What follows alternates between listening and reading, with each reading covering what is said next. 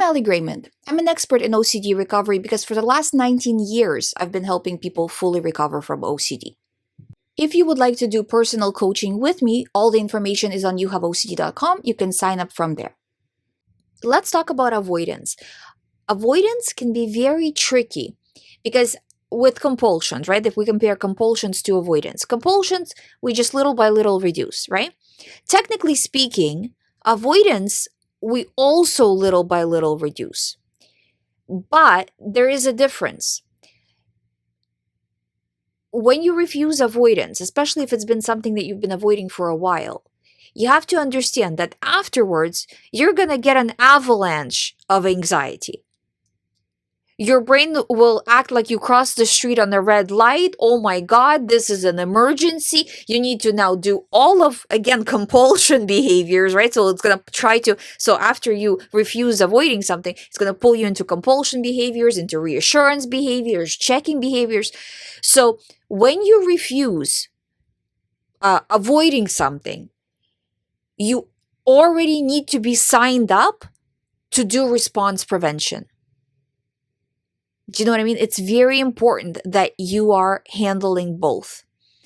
Because if you sign up just to, okay, I'm not going to avoid this, but then you end up ruminating all day. This is what happens a lot of the times in the therapy offices with therapists who have no idea how to actually help a client recover. And then they just say, well, we can only manage it, But what is actually happening is they'll do an exposure in office, scare client half to death, and then send them on their way because the hour is done.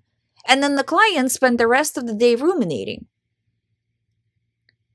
So, of course, that type of a scenario, did the client gain something from doing that avoidance, or did they actually make their disorder worse because they ended up ruminating and actually making it a bigger deal, right?